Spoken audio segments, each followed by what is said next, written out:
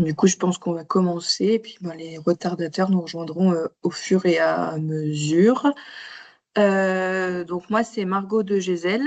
Je suis responsable d'activité à Fredon Hauts-de-France et je travaille notamment sur les espèces en enjeu santé humaine avec l'Agence régionale de santé. Donc je suis accompagnée de Ophélie Gézéquel qui a travaillé également sur le webinaire et qui sera là justement pour répondre dans le chat au fur et à mesure et pour poser des questions à la fin. Et nous avons également avec nous Honorine qui est en stage chez nous pendant un mois sur les mêmes sujets. Je ne sais pas s'il est déjà en ligne, mais il y a également notre vice-président, Monsieur Tourny, qui doit se connecter à un moment ou à un autre sur ce webinaire. Donc l'objectif de ce webinaire, c'est de vous présenter ce que sont les ambroisies. Ce sont des espèces qui sont plutôt méconnues dans la région, puisque pour l'instant, on est très peu concernés. On l'est, vous allez le voir, mais très peu. Et donc l'objectif, c'est justement de les connaître et surtout de les reconnaître pour pouvoir agir tout de suite et efficacement et pas attendre qu'elles s'installent dans la région. Donc d'où peut-être le moins fort intérêt pour cette thématique que la semaine dernière pour les chenilles de processionnaires, parce que pour l'instant, ces espèces sont méconnues. Mais elles sont là et on veut pas qu'elles s'installent chez nous. Donc, c'est pour ça qu'on a fait ce webinaire aujourd'hui. Donc, je vais commencer par vous diffuser une petite vidéo de présentation qui a été réalisée par l'Observatoire des ambroisies au niveau national. Et donc, c'est une vidéo qui est disponible en ligne et que chacun peut utiliser. Donc, si vous souhaitez, suite à ce webinaire aussi, sensibiliser sans forcément que la personne regarde de nouveau ce webinaire, vous pouvez utiliser cette vidéo-là qui est une première approche sur les ambroisies.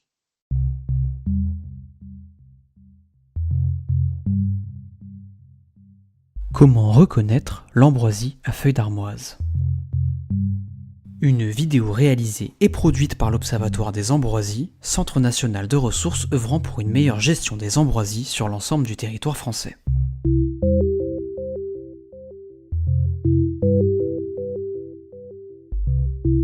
Les ambroisies sont des plantes invasives originaires d'Amérique du Nord, proliférant dans de nombreux milieux et dont le pollen peut provoquer de fortes réactions allergiques.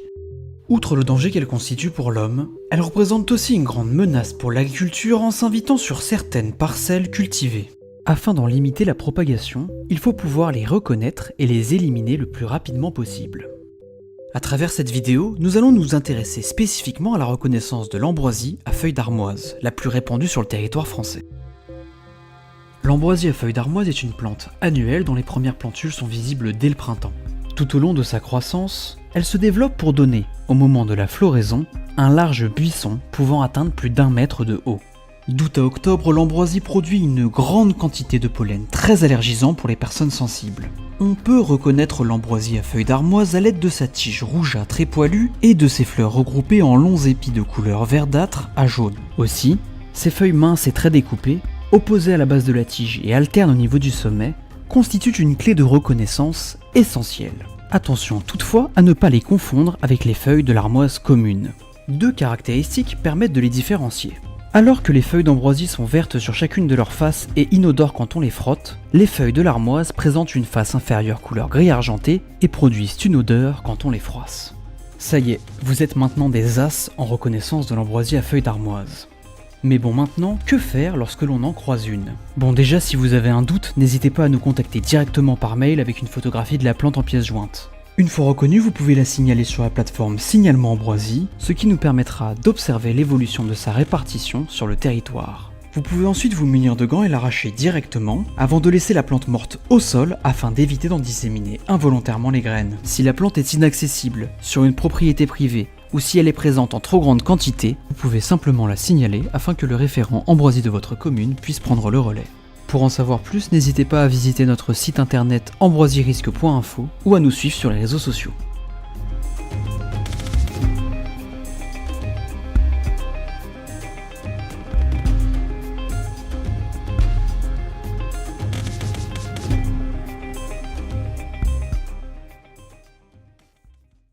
les ambroisies, c'est déjà un enjeu sanitaire. C'est pour ça qu'on s'y intéresse avec l'Agence régionale de santé, parce que c'est une plante avec un pollen très allergisant, donc des symptômes allergiques très sévères qui peuvent entraîner des rhinites, de l'asthme, voire des fois dans des personnes plus sensibles, de l'eczéma ou de l'urticaire. Qu'on n'est pas allergique, hein, sauf prédisposition, mais on n'est pas allergique, on le devient en étant exposé à l'allergène. Et plus on est exposé, plus on a de chances de devenir allergique. Donc c'est le cas avec le pollen d'ambroisie. Il faut savoir que l'ambroisie a un coût sanitaire très élevé en Europe, mais aussi en France. Ça représente environ 1,7 et 5,4% de la population française qui sont allergiques à l'ambroisie. Il va y avoir un chiffre fiable, parce qu'il n'y a pas que l'ambroisie et c'est pas toujours facile de déterminer à quel pollen on est allergique. Donc, c'est une estimation réalisée par l'ANSES. Et cela, ça engendre des coûts, et notamment des coûts de prise en charge médicale, mais aussi des coûts de perte de production et liés notamment aux arrêts de travail, parce que quand on est très allergique, c'est plus possible de sortir de chez soi. Et aux pertes de qualité de vie. Si une personne qui est très allergique, elle ne va plus sortir, donc elle ne va plus faire d'activité touristique, elle ne va plus aller se balader et elle va avoir une très mauvaise qualité de vie. Pour vous donner une idée en quelques points, il y a environ pas besoin de plus de 10 grains de pollen par mètre cube d'air pour entraîner des symptômes allergiques, donc ce qui est très faible, puisque la plante, elle émet plusieurs centaines de grains de pollen par jour. Donc, elle a été classée potentiel allergisant fort dû à son pollen. Et donc, en fin d'été, vous allez avoir les symptômes, ce qui est peu courant, entre guillemets. Il y a d'autres espèces, mais le nombre d'espèces fin d'été est assez limité pour les pollens allergisants. Donc, c'est pour ça qu'on peut quand même réussir à avoir une estimatif des personnes allergiques. Et en plus, quand vous avez de la pollution atmosphérique, comme n'importe quelle allergie au pollen, vous avez une augmentation de l'irritabilité. Parce que en fait, la pollution va modifier le pollen et il sera encore plus allergique. Donc en Haute-France, et en France, vous avez l'ATMO, donc Atmo France, et en région Atmo Hauts-de-France qui surveille les pollens, donc plusieurs espèces, et qui émet chaque jour des cartes avec un indice de risque au pollen. Il y a également une application qui est disponible, donc il ne faut pas hésiter à se renseigner sur le sujet pour toujours avoir l'information au plus proche, notamment quand on est allergique, parce que ça permet aussi de modifier ses habitudes en fonction de la présence de pollen dans l'air, notamment par exemple les transports utilisés pour aller au travail. Quand on a un jour où il y a un haut risque allergique, on va peut-être pas y aller de la même manière que quand il y a un faible risque allergique. Ensuite, il y a un enjeu agricole, puisque l'ambroisie va envahir des parcelles agricoles. Donc là, vous avez des exemples de parcelles de tournesol. Donc sur la photo, ce qui couvre le sol en dessous des tournesols, c'est de l'ambroisie. Donc vous en avez partout. Et sur la photo du dessous, c'est un chaume de céréales, et tout ce qui est vert, c'est de l'ambroisie. Donc vous voyez qu'elle est très présente. Et donc du coup, ça entraîne pour les agriculteurs un coût de gestion supplémentaire. La perte de rendement, parce que vous imaginez bien, là, quand ils vont devoir tout enlever, ça enlève aussi la culture. Des déclassements de l'eau, parce qu'il y a la présence d'ambroisie, donc ils ne sont pas acceptés. Ils peuvent également avoir des pénalités au niveau des aides européennes, donc PAC. Et puis, en plus, cette plante commence à avoir des résistances aux herbicides. Donc, cette méthode-là ne fonctionne plus ou moins pour lutter contre les ambroisies.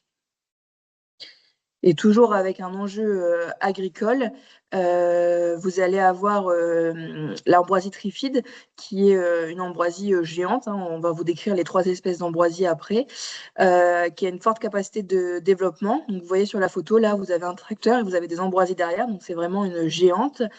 Et donc, elle a un potentiel également allergique fort. et elle a des propriétés allélopathiques. Donc ça veut dire qu'elle va changer les propriétés du sol pour qu'il n'y ait plus qu'elle qui puisse pousser. Et donc forcément pour les cultures, elle est très nuisible parce qu'elle empêche toutes les cultures de pousser. Et même aux États-Unis, dont elle est originaire, elle provoque des pertes de rendement alors qu'il y a des prédateurs naturels que nous n'avons pas chez nous. Donc imaginez. Et puis, on a un dernier enjeu qui est l'enjeu, enfin les enjeux sociétaux, parce que quand vous avez des zones qui sont envahies, comme pour n'importe quelle espèce, vous allez avoir différents acteurs qui vont être concernés. Par exemple, les acteurs des routes, les parcelles agricoles, donc les agriculteurs, mais aussi les chantiers, les terrains en friche. Et donc, ça peut créer des conflits entre les différents acteurs, certains qui mettent en place de la lutte, d'autres non. Et du coup, la lutte est un peu mise à mal parce que c'est réensemencé par le voisin qui n'a pas lutté. Donc, ça peut faire des conflits de voisinage. Et puis, il peut y avoir aussi un enjeu touristique. Les régions qui sont connues pour avoir de la forte présence d'ambroisie ont une baisse de tourisme au moment des pollens. Donc, ce n'est pas à négliger. Donc, c'est d'où l'importance d'avoir une coordination des actions. Et c'est dans ce sens que Fredon est également présent. C'est de coordonner tout le monde, de faire de la prévention et qu'on puisse tous avancer dans le même sens et en cohérence sur le territoire. Donc, au vu des enjeux, en fait, cette plante, elle est concernée au niveau de la réglementation par le Code de la santé publique comme espèce nuisible à la santé humaine. Donc, elle est rentrée dans le Code de la santé publique suite à la modernisation de notre système de santé, donc la loi du 26 janvier 2016. Donc, il y a eu un arrêté en 2017 pour déterminer ce que sont les espèces nuisibles à la santé humaine, avec une interdiction d'introduction, de transport, d'utilisation, de mise en vente, de l'achat de ces espèces. Et puis, il y a un décret en 2017 toujours qui a listé les 3 espèces d'ambroisie, fixer les mesures de prévention et de lutte à mettre en œuvre et donner au préfet de département la capacité de déterminer les modalités d'application dans leur département par arrêté préfectoral. Donc, ces espèces sont classées dans le Code de la santé publique et ensuite, c'est par le préfet, par arrêté préfectoral, qui va déterminer les actions à mettre en œuvre. Donc ici, vous avez la carte des arrêtés préfectoraux en France. Donc vous voyez que nous ne sommes pas trop concernés pour le moment dans la région, il n'y en a aucun, parce que on verra après la carte de répartition de l'ambroisie. Pour l'instant, la problématique reste minime, mais elles sont là. Donc pour éviter que ça dégénère, entre guillemets, que ça prolifère, il vaut mieux qu'on en ait connaissance dès le début, encore une fois, pour pouvoir avoir une action directe. Donc, il y a plusieurs situations d'envahissement et en fonction de la situation, on ne va pas faire la même chose. Donc, par exemple, dans une zone infestée, on va réduire la production de pollen et limiter la prolifération parce qu'on sait qu'on n'arrivera pas à éradiquer la plante. Donc, l'objectif, c'est de diminuer le risque pour la santé humaine.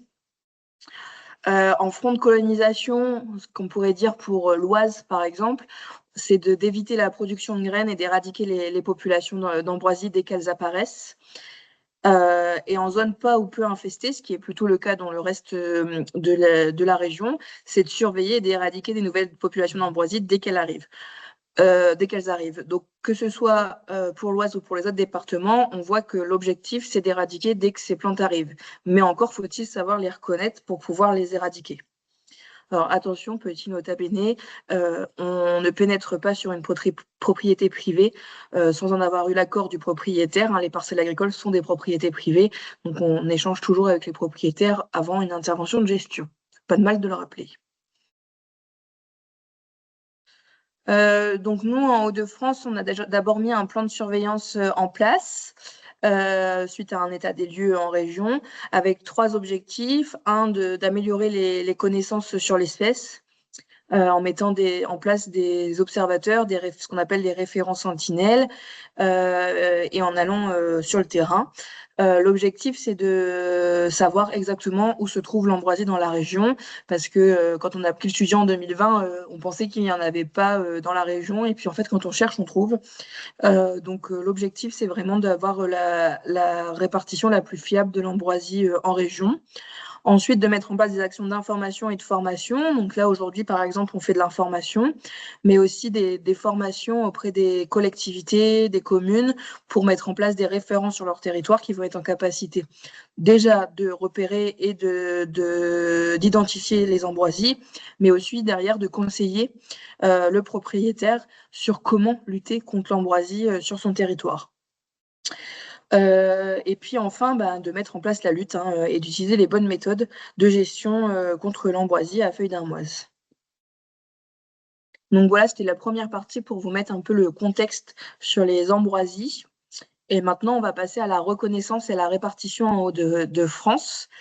Donc il existe 4 espèces d'ambroisie en France et seulement 3 sont classées nuisibles à la santé humaine, puisque l'autre n'a pas de risque avéré. Donc l'ambroisie à feuilles d'armoise qui est la plus répandue, l'ambroisie trifide qui est la géante que je vous ai montré tout à l'heure en photo, et l'ambroisie à épilis. Donc les 3 espèces ont déjà été observées sur la région Hauts-de-France. Donc c'est pour ça qu'on n'en a pas beaucoup, mais on a quand même les 3. Donc pour les reconnaître, quelques clés d'information. Donc au niveau de l'ambroisie à feuilles d'armoise. Donc, c'est une plante annuelle, c'est-à-dire que tous les ans, la plante fleurit, puis meurt, et c'est les graines qu'elle a émises qui refont le cycle l'année d'après. Elle ne dure pas plus d'1 an. Donc, vous avez là sur les photos le stade plantule, où on voit les 2 cotylédons bien ronds, qui sont les 2 premières feuilles qui sortent et qui sont assez caractéristiques. Le stade végétatif et le stade floral. Donc vous avez en fait au niveau des feuilles très découpées, vertes sur les 2 faces, contrairement à l'armoise qui est plutôt argentée sur la face inférieure. Et en fait, ce qui est un peu caractéristique de l'ambroisie, c'est que à la base, les feuilles vont être opposées, c'est-à-dire que sur la tige, vous allez avoir 2 feuilles qui vont sortir du même endroit, de la même hauteur. Et puis plus on va s'approcher du sommet de la plante, plus elles vont être alternes. Donc elles ne seront plus face à face.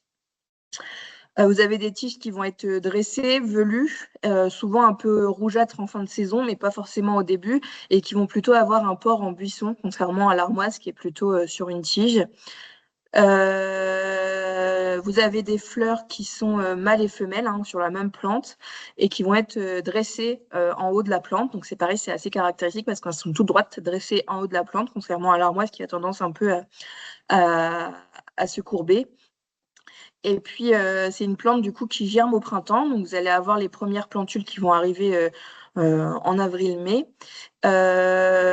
Et puis, c'est en ce moment, c'est pour ça qu'on fait ce webinaire, qu'il faut mettre en place les actions de lutte avant qu'elles fleurissent, puisqu'elles fleurissent en août-septembre, et donc avec un pic pollinique en septembre. Donc, en ce moment, c'est la période de lutte contre les ambroisies. On est dans les semaines, d'ailleurs, de lutte contre les ambroisies.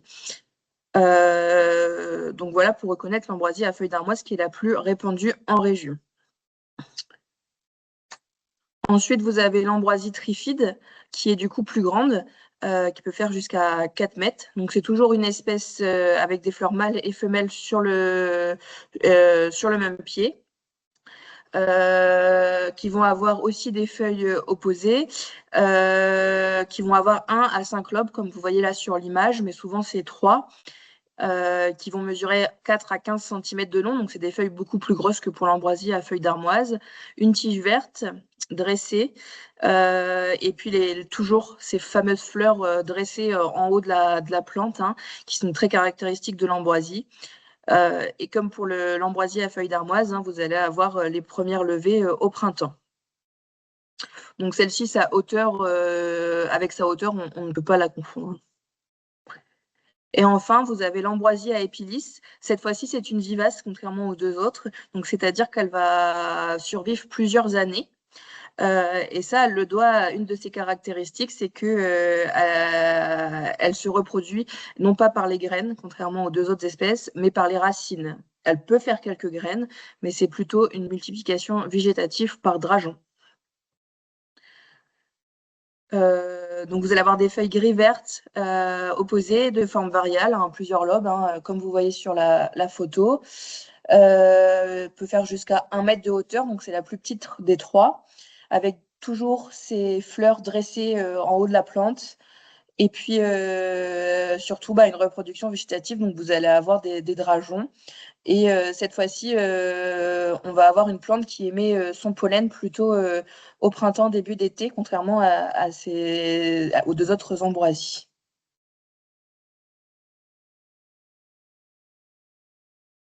Donc voilà les trois espèces d'ambroisie. Quand on sait les reconnaître, ce qui n'est pas, je vous l'accorde, le plus simple quand on n'en a jamais vu, on a aussi un autre indicateur qui peut être le cycle, c'est-à-dire le moment où on la voit. Si vous la voyez au mois de janvier, c'est que c'est sûrement pas de l'ambroisie, par exemple. Donc vous allez avoir une levée des premiers plantules en avril-mai, quand on a les bonnes températures, la bonne humidité. Elle va croître jusqu'en juin-juillet, hein, mais c'est assez rapide sous forme de buisson. Et puis, elle va fleurir en août avec un pic pollinique au mois de septembre et une grainaison à l'automne. C'est une fécondation par le vent, hein, donc c'est pour ça aussi qu'on la retrouve dans l'air et donc qui a les allergies. Donc là, c'est le cycle de l'ambroisie à feuilles d'armoise. Vous avez des petits décalages pour les deux autres espèces, notamment l'ambroisie à épilis, qui est un peu plus tôt dans la saison, puisque le pollen est émis au printemps.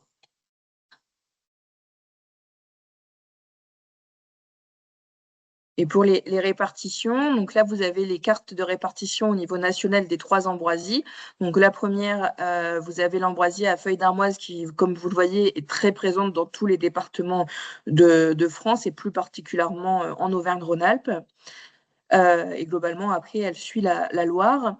L'ambroisie trifide qui est surtout présent en Occitanie, mais on a quelques points en région.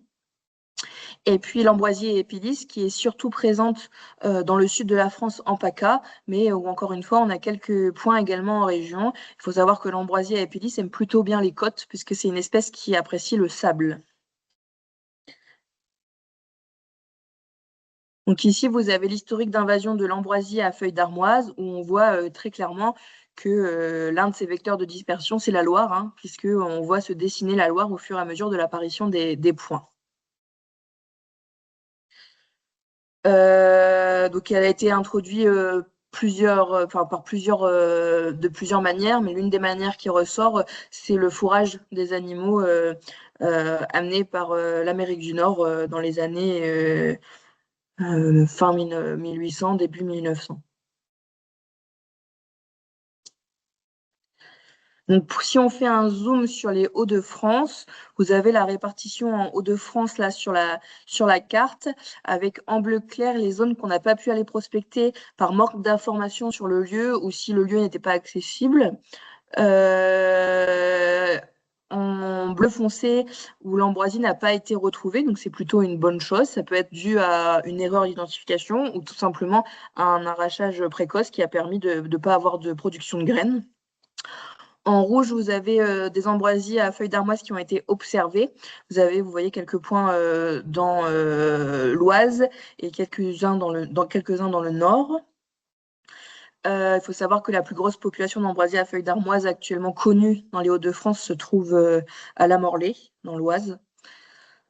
En vert, vous avez les ambroisies à feuilles d'armoise qui sont observées et détruites. Donc, vous en avez quelques-unes aussi, notamment à Lille ou à Calais. En jaune, vous avez un point d'ambroisie trifide observé et détruit dans l'Aisne. Donc, c'était juste un plant qui a été découvert dans un jardin privé et la personne était déjà sensibilisée et l'a arraché tout de suite. Donc, c'est une bonne chose. Par contre, ça venait des aliments qu'elle mettait pour ses oiseaux. Donc, c'est une vigilance à avoir. Les graines d'ambroisie peuvent être retrouvées dans les aliments vendus pour les oiseaux. Et puis, l'ambroisie à épilis a été également observée, vous le voyez en rose, à Dunkerque, dans le parc des Vents. Donc, c'est connu et géré par la ville de Dunkerque depuis quelques années, mais c'est une vigilance accrue qu'il est nécessaire d'avoir. Enfin, l'ambroisie à feuilles d'armoise, on peut la trouver dans différents habitats. Elle s'installe souvent sur des zones nues, souvent perturbées par les activités humaines. Globalement, elle n'est pas trop fan de la concurrence, donc vous allez retrouver surtout sur les terrains en friche, les cultures, les bords de route, là où elle va facilement s'implanter, notamment dans les cultures. En fait, elle va plutôt être sur des cultures qui on va pas la retrouver en colza ou luzerne, parce que le colza et luzerne vont sortir avant elle de terre, et donc la concurrence fera qu'elle sera étouffée par le colza et la luzerne. On va plutôt la trouver sur maïs, sorgho, tournesol, ce genre de culture. On peut également la trouver en milieu naturel, sur les bords de cours d'eau, mais encore une fois, ça va être les bords de cours d'eau où on va avoir peu de végétation, comme ici sur les photos des grèves. On va moins la retrouver si vous avez une répiscive en bonne santé et qui couvre bien toute la surface.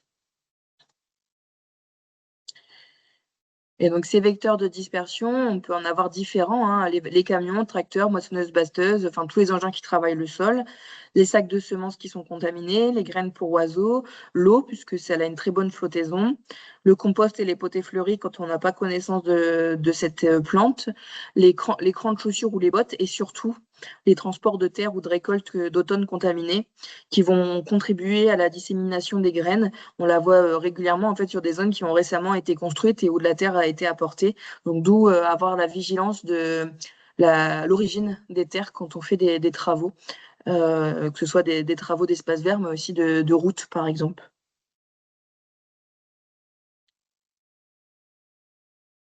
Et enfin, vous avez énormément d'outils à disposition et d'actions qui sont mis en œuvre pour vous aider à lutter et à mettre en place des actions contre l'ambroisie à feuilles d'armoise, avant de lutter, même à surveiller qu'elle ne soit pas présente sur votre territoire.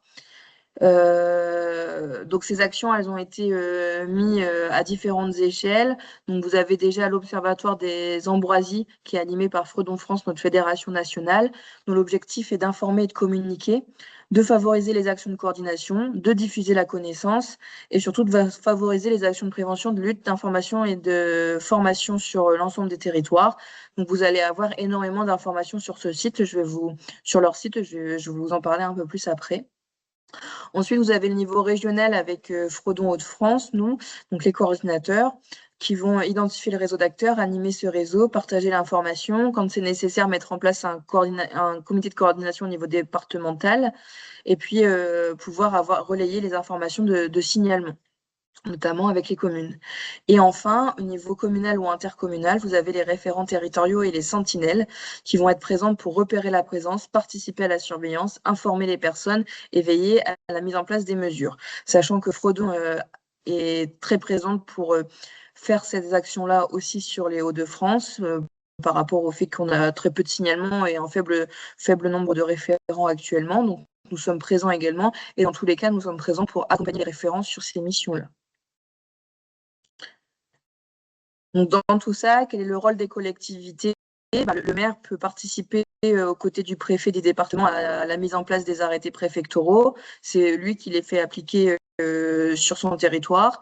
Donc, si c'est des choses qui sont faites en collaboration entre les maires et les préfets.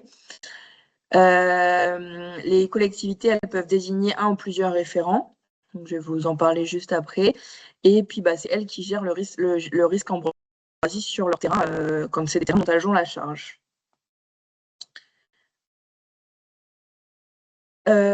Donc le référent, comme on l'a dit, va repérer, surveiller, informer.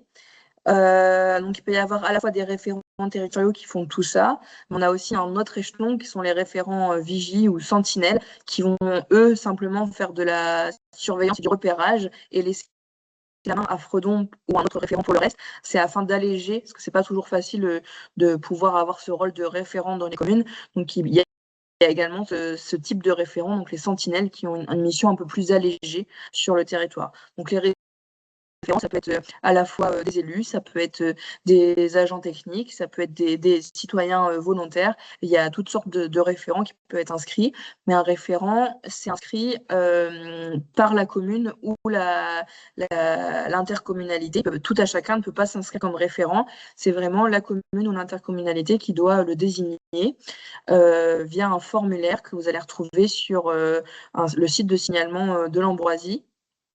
Vous avez le lien là sur la diapositive. Et une fois que l'équipe de la plateforme valide le référent, il reçoit ses identifiants. Le référent a alors accès à tous les signalements de son territoire. Donc, C'est-à-dire que vous allez par exemple dire que vous êtes le référent de la ville de La Morlaix. Tous les référents, tous les signalements de La Morlaix, vous allez y avoir accès. Mais vous n'aurez pas accès aux autres signalements. Nous, Fredon, en tant que coordinateur régional, on a accès à tous les signalements de la région Hauts-de-France, ce qui permet aussi de pallier, quand il n'y a pas de référent, à pouvoir prendre le relais. Et donc, pour que les référents soient formés, on met en place des formations qui sont ouvertes à tous, mais visées pour les collectivités de la région. Donc, on essaye de mettre en place ces formations, une par département et par an. Donc, la prochaine, c'est le 15 septembre à Beauvais. Vous en avez déjà eu dans les autres départements cette année. Et puis, ça sera renouvelé l'année prochaine, en 2027. Sachant qu'on essaye d'être au plus près des zones où on a vu de l'ambroisie ou des chenilles processionnaires, parce que c'est la même formation. N'hésitez pas, si vous souhaitez aussi, vous avez une salle et que vous souhaitez nous accueillir, nous on est toujours à la recherche de salles pour essayer aussi d'être variés dans les zones où on propose ces formations. Et donc depuis tout à l'heure, je vous parle d'une plateforme de signalement. Donc la plateforme de signalement, c'est un outil coopératif pour aider au repérage, mais c'est aussi un outil de gestion pour les référents, puisque tout à chacun peut signaler l'ambroisie sans avoir de compte. Hein. C'est très rapide et très facile. Et ensuite, les référents ou le coordinateur Fredon va avoir accès à ces signalements sur son territoire, à pouvoir vérifier l'information, dire si c'est erroné, si c'est validé, si ça a été détruit, en informer le propriétaire et ou la commune, parce que nous, on a un signalement, on en informe systématiquement la commune, et modifier le statut en fonction de justement ce qui a été mis en place. Donc, c'est à la fois un outil coopératif pour repérer, mais aussi un outil de gestion pour suivre les signalements sur son territoire. Vous avez également à votre disposition sur le site de l'Observatoire des ambroisies, donc ambroisie-risque.info, énormément d'outils à disposition, des lettres d'information, des vidéos, des photos, des documentations, mais aussi des affiches, des catalogues, des flyers, des bulletins, des articles pour le bulletin communal qui sont déjà écrits, qui sont plus qu'à adapter, des PowerPoint qui sont déjà réalisés, qui n'y a plus qu'à adapter également. Donc tout le travail est fait pour que tout le monde n'ait pas à refaire quelque chose qui peut être fait en une fois et après réadapté au niveau local. Donc il ne faut pas hésiter à aller fouiller, à aller regarder ce qui nous intéresse et en sortir les éléments qui nous intéressent. Au niveau régional, nous avons également développé des outils, notamment des fiches sur l'ambroisie et les autres espèces sur lesquelles on travaille, mais aussi des posters, des présentations, des actualités. On a également un kit de communication que vous pouvez aller voir avec des jeux pour les enfants, et on est également présent en fait sur différents événements. Et vous pouvez, n'hésitez pas à venir nous voir ou même à nous solliciter si vous souhaitez qu'on soit présent, même si on ne peut pas être partout, il faut faire des choix, mais on est toujours à la recherche d'événements tous les ans pour, encore une fois, changer et pas toujours être dans les mêmes zones.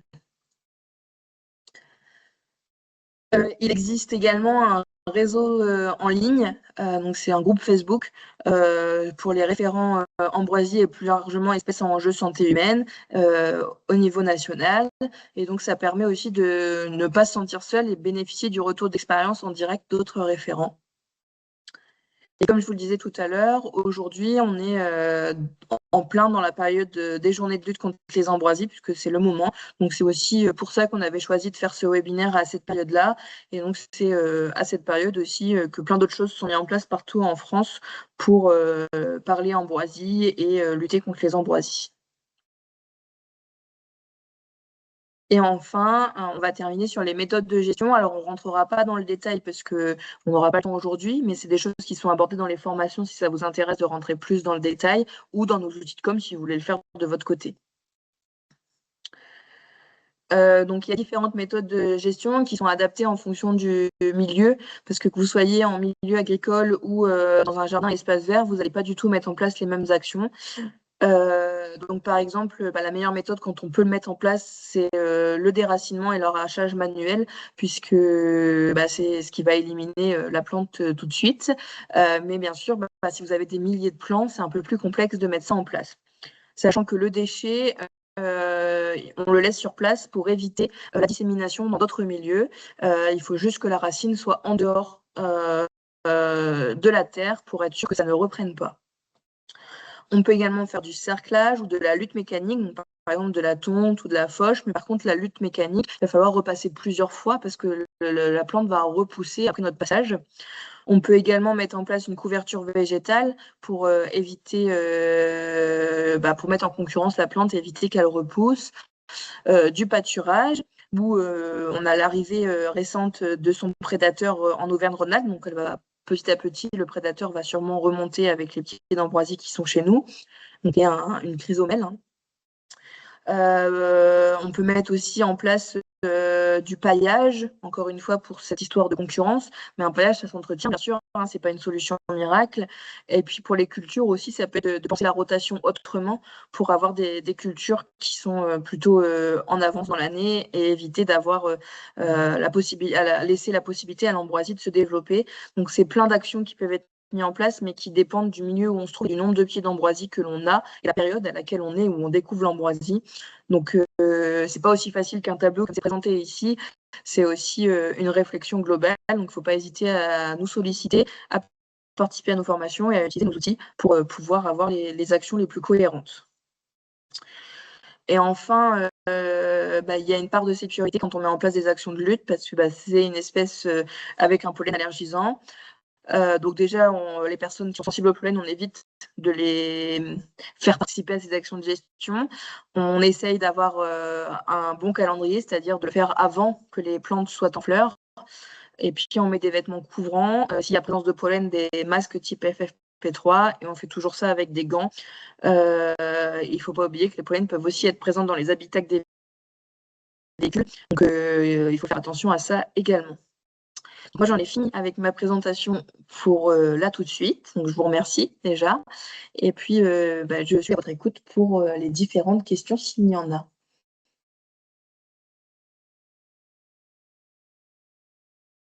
S'il y a des questions, n'hésitez pas à les poser dans le fil de la discussion. Ophélie me les relaiera.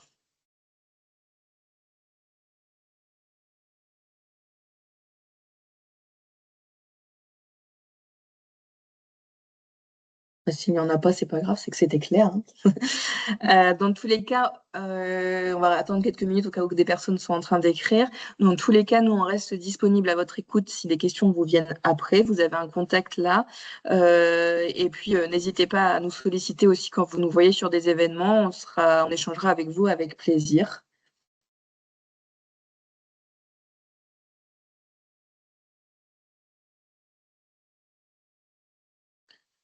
Alors, du coup, on a une question sur après l'arrachage, les plants doivent-ils partir en incinérateur? Donc non, comme je vous disais, en fait, le choix qui a été fait, hein, que ce soit au niveau national et ce qui est relayé partout, c'est que les déchets d'ambroisie restent sur place. On veut éviter toute prolifération, donc les déchets restent sur place, donc avec les racines en dehors de la terre, pour éviter qu'on en ait ailleurs. Au moins, on sait qu'il y a un risque ambroisie là et on sait qu'il faut revenir là l'année prochaine, alors que si on prend le risque de disséminer, peut-être qu'il y en aura ailleurs et qu'on ne l'aura pas vu. On a également une question sur la présence de formes hybrides. Alors, à ma connaissance, il n'y en a pas actuellement. On n'en a jamais eu d'écho au niveau de l'Observatoire des ambroisies et j'en ai pas lu dans la, dans la bibliographie. Mais c'est une bonne question. Peut-être que ça viendra, j'espère pas. Mais...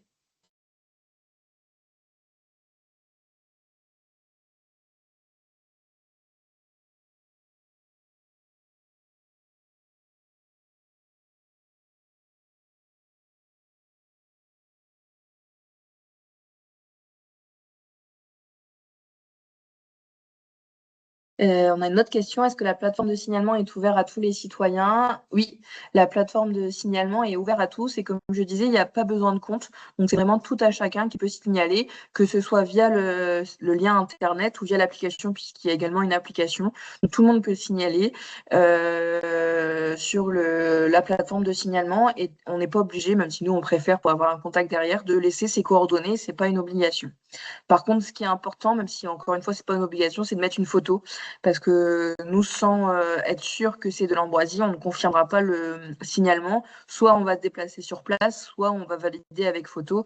Donc c'est pour ça que c'est important de pouvoir mettre une photo.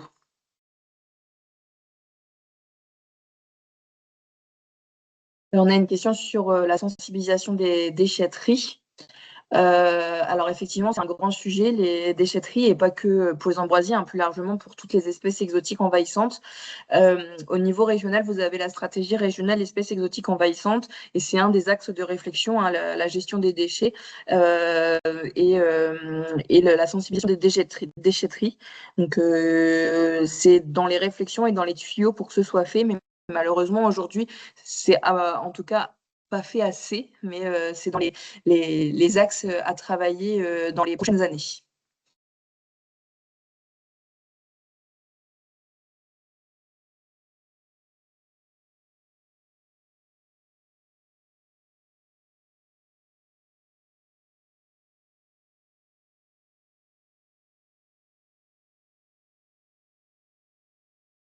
Je pense qu'il n'y a plus de questions. Je vois que la conversation est à l'arrêt, entre guillemets. En tout cas, je vous remercie tous d'avoir participé à ce webinaire. Vous avez maintenant nos coordonnées, donc n'hésitez pas. Et puis, je vous souhaite une bonne fin de journée. Et puis, je vous dis à une prochaine fois.